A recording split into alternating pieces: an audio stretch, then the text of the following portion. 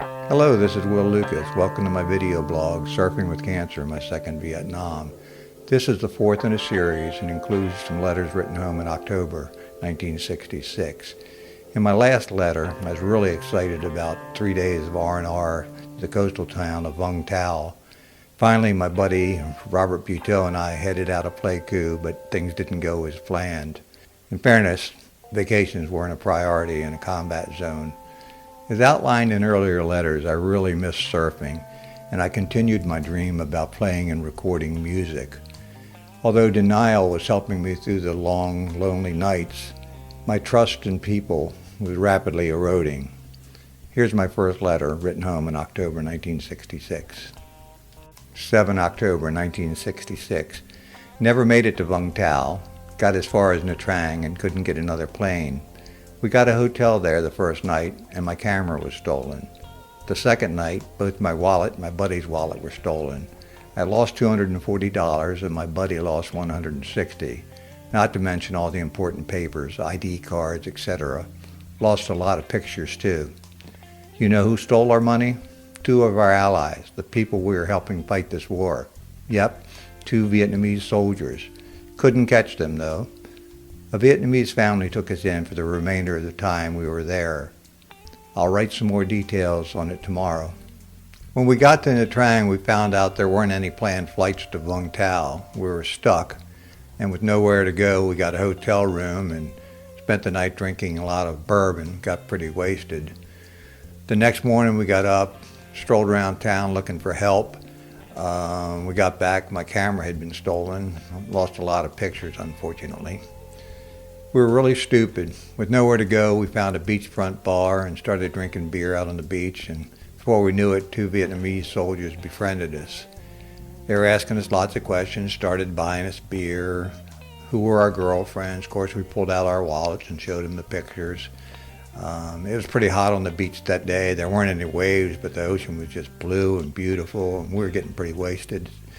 And I suggested that I'd like to go out for a swim, and they said, no problem, we'll watch your clothes for you. So Bob and I went out and swam for a while, came back. There were our clothes, all our money, wallets, everything was gone, no IDs. So we were really in trouble at this point. We walked a couple miles, found a military base. They turned us away. We had no IDs. They didn't know who we were. So we went back to the beach bar where we got robbed, and Vietnamese couple that ran the bar knew what was going on and felt badly for us and took us in for the next couple of days. They fed us, all I really remember is like a salad with really hot peppers in it and some raw fish. And finally we made it back to the airport where we were supposed to go back to Pleiku, and I don't remember the details, but we finally got back to our base camp. In my next letter, written on October 9th, I apologized to my parents for not keeping my letters up. They had been really good to me, sending me care packages continuously. And with no money, I decided to borrow some from a buddy and went to the tent that served as a PX and bought myself a tape recorder. I was determined to build a recording studio to use it during my downtime, keep my sanity. As I continued in my letter, 9 October 66. One of my buddies and I are building a sound studio and are just about through with the outside. We still have to get some soundproofing somewhere and do the insides before we move all the equipment inside. We had some of it hooked up last night and it really sounded good. Got it closed now. I'm supposed to be working. Letter postmarked 12 October 1966. We had just finished the last bit of trim this morning and were ready to put the soundproofing in. The building was about 7 foot high and about 10 foot square. We really did a good job building it. Major General Collins, the 4th Division commander, came by this morning. He didn't like it. He said the wood could have gone to something more worthwhile. He made us tear it down. The thing is, we got most of the wood from old crates and boxes. We trimmed it up and made it look really nice so they wouldn't complain. I guess we trimmed it up too nicely and made the wood look usable. It really hurt to tear it down. They wouldn't even let us keep it to store equipment and things in. The wood can't be used for anything now. The Army is so ridiculous at times. I guess they're scared that we might enjoy ourselves a little. 14 October 66. The Hondells were here yesterday. They played about 50 yards from our company area. They were pretty good, but I think our band is better. The best part of the show was a girl. Boy, she could dance. By the way, I pulled my first detail the other night. I pulled CQ, charge of quarters. I'll probably be getting guard and KP soon because there's 3 of us now and we don't have to operate 12 hours between us. I'm supposed to be working now. Sorry about that. See you in about 11 months. Boy, I was a pain in the ass. I just kept hounding my parents to send me more stuff. Music remained my focus. As I wrote in a letter October 18, 1966, one of my buddies got a tape recorder in the mail tonight. It's beautiful. By the way, my recorder is a Sony.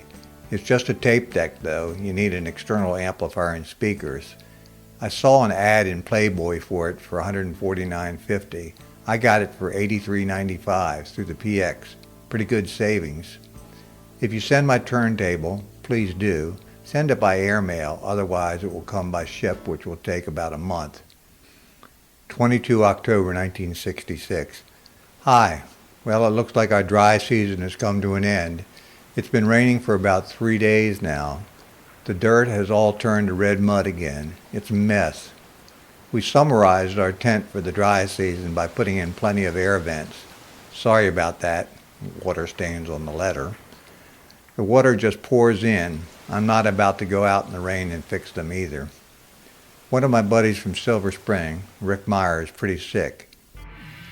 The battalion commander, Lieutenant Colonel Schultz, just got out of the hospital 2 days ago. He had malaria. If you haven't already sent my turntable, I'd like you to put a couple of stereo Beatle albums in with it. I'll send them back as soon as I tape them. Music is kind of scarce around here. My pen doesn't write too well underwater. Bye for now. Sounds like we had a lot of luxuries, but in reality we were still living in tents with dirt floors and our electricity was provided by local generators. 24 October 1966. Hi, it's 4 in the morning. I'm on CQ. I just got finished waking up the cooks and decided to write a short letter. Nothing much to write about though. The mood I've been in lately, I don't think I'm going to extend over here. This place is starting to get to me. I've already got 1/3 of my time in over here. Only 8 months to go. My rotation date is July 5th, which means I have to be out of the country by the end of that day. They can only send you at certain times, depending on when they have a plane.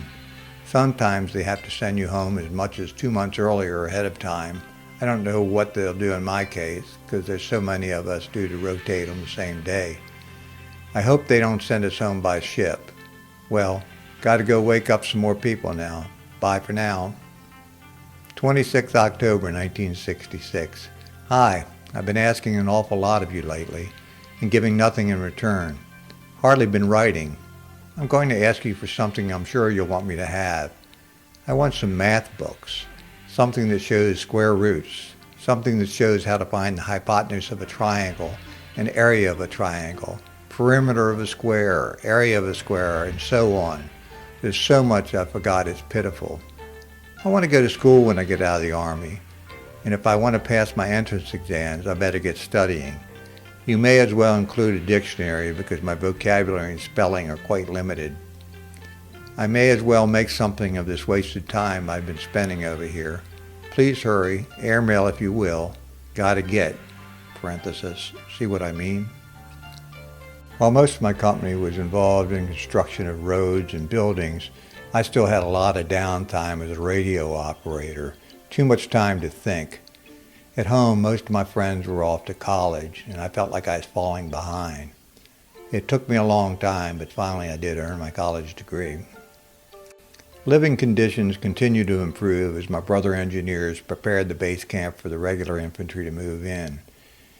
And I remained determined I was going to get R&R to Hawaii and do some surfing.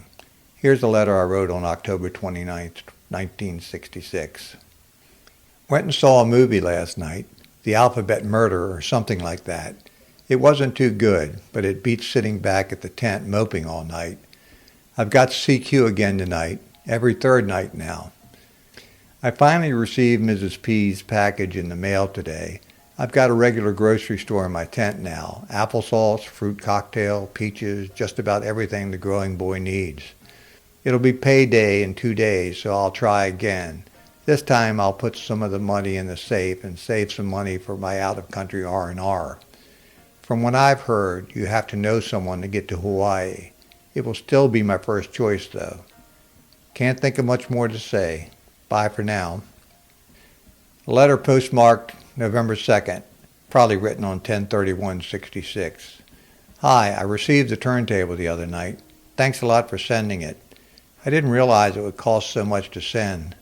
The case got cracked on the way over. Also lost my needle, so it will be a while before I can play it. I've got to get a whole new cartridge somewhere. We've really got a nice setup now. As soon as they finish the EM club, we're going to rent out our equipment to them. The tape you sent is really good. Still not much happening around here. Most of the 4th is out on the Cambodian border in Operation Paul Revere. They're getting banged up pretty badly. Every day I see them bringing in the dead and injured to the hospital across the street. I don't know how I lucked out and got in the combo section of an engineering battalion. My time may still come. They may need a combo man on one of the patrols they go on. I hope not, for my sake. It's true, I'm chicken, at least when it comes to live bullets and things. That could hurt. I realize then and now how lucky I was during October 1966. I wasn't going on as many patrols as I had been in the previous couple months, and because our Company C was building the base camp for the regular infantry to move in, most of my duty was right there. Central Highlands still remained a dangerous place, but at least I wasn't out on Operation Paul Revere on the Cambodian border. It was a bizarre situation, wounded and dead soldiers coming into the camp, and there I was in denial, going about my business on a regular basis. Things changed, though, as November approached and the Viet Cong became a little bit more brazen.